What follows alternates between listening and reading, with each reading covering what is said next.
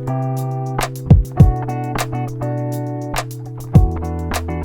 everyone, Courtney here with Smitty's Fly Box. We're just going to be tying a tungsten Pat's Rubberlegs today. This is for our June beginner box.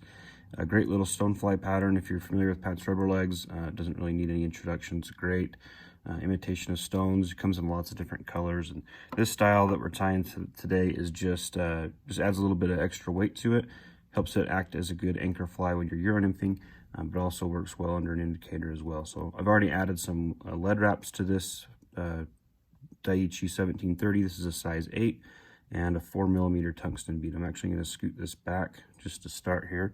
I'm going to add some antenna here to the front. So I'm just going to start with just a couple of wraps. I don't want to build up any real big bulk here because I don't want that to block my bead from sinking down against the eye here. Scoot that back a little bit more. So I'm just going to take some brown Spanflex here. This is from Wapsi. And this stuff, if you're familiar with tying Pat's Rubberlegs, whether you use Life Flex or Flex Floss in the past, this stuff is kind of the same material. It's a little more curly than your Spanflex than your Life Flex or Flex Floss. So you can see it's really curly. So it's probably the most challenging portion of this pattern, but I like the look of it just because of how it moves and the different ways that these legs and antenna and tail will go. So I just folded that in half. I'm just going to tie that down real tight, and then we can whip finish right here, and then that bead will just slip down right on top of these rubber legs. You can see they just kind of have a way of moving all around on you, so you just have to have a little bit of patience with this certain material here because it'll kind of get in your way.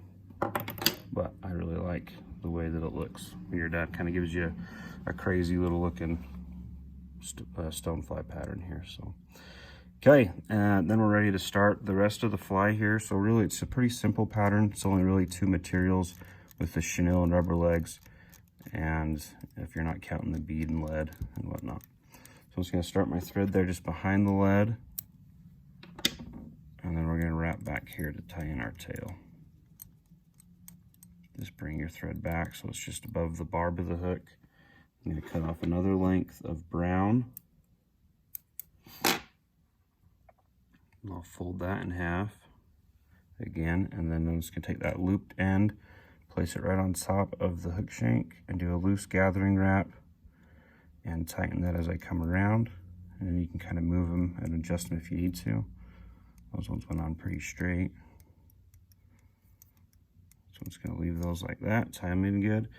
And now we're going to tie in our chenille. This is just a brown and ginger variegated chenille. This color pattern that I'm tying, I like to call it a honey stone, but it's just a Pat's tungsten Rubberlegs. But I just like the look of it. It looks kind of like a nice little golden stone pattern, a little bit like honey here. So I've had a lot of good success with this color variation. It's just a really good golden stone imitator. So okay, so I've got that on. Here you can add some glue. What I don't like to use is Zap-A-Gap on this portion of the fly here. Zap-A-Gap, super sticky, as you know, if you've tied with it, and it ends up becoming a mess, I think. I'm not very skilled at putting it on carefully, but I always end up finding that one of my legs up here gets trapped down by the glue, and I end up messing up the fly. So I like to use a different type of glue, like a liquid fusion, if you have that, or any other type of glue that's not like really fast setting and super sticky, so it'll kind of set up as the fly is finished. So here I'm not going to add anything on this pattern here, but just if you're wondering, typically the glue will go on that back half where the chenille is going to wrap, and then I don't mess with any glue around here with the legs typically. So we're going to tie in 3 sections of legs here. I'm going to start with brown. And this is going to take this little curly guy here. We're going to tie him right on top.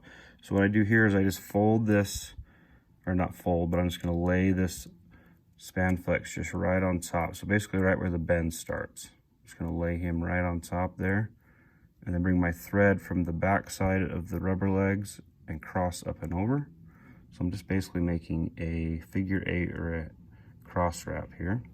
You can see that from the top. I'm just coming up from the back, down over the front, and then again from the front to the back. So that's all we're doing there. And then you can adjust them if they kind of slip to the side. I like to really try to keep these right on top of the hook shank. And then I'm just going to bring my thread forward. So now from here, from our first set of legs to the bead, I'm going to section this in 3 parts. I'm going to tie in 2 different sections of legs here. So I want these to be equally spread out the best I can. The next color that I'm going to add in here is the gold color of Spanflex. I really like this 2-toned effect here. Kind of adds as a little hot spot, I think.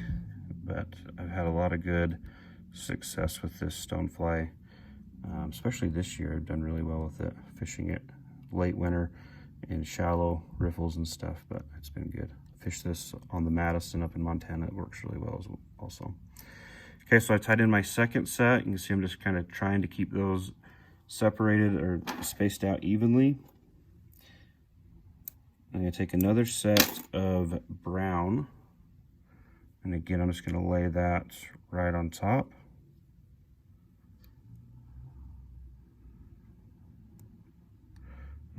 I don't want it right against the bead. And again, just that figure 8 wrap up and through. You kind of have to wiggle your thread through all those crazy legs going everywhere. Then I'm going to leave my thread hanging just right there behind the bead. So I'm just going to wrap this chenille, making sure I cover all my thread wraps. I don't want any, got some flash there. I don't want any thread showing through. So just touching wraps as we go. You just kind of have to move these legs as we bring this forward. This is the part that might give you a headache with the Spanflex. Super fun material. You can see these legs just kind of go everywhere though, so they're a little different. I'm just going to pull this back leg back, and you just have to maneuver these through here. Grab this other leg.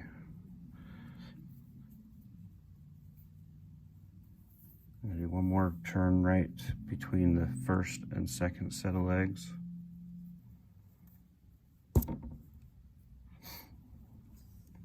And now I'm going to come up in front of the middle section.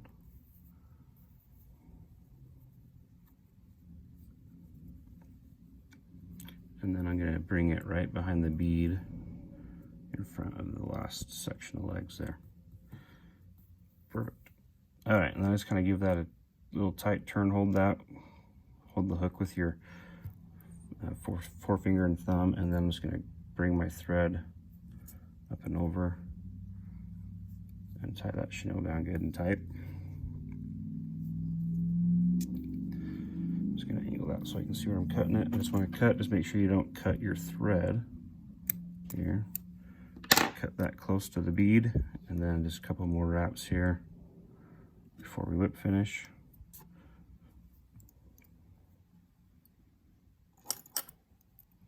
Yeah, it looks nice and crazy. So these legs just move excellent in the water.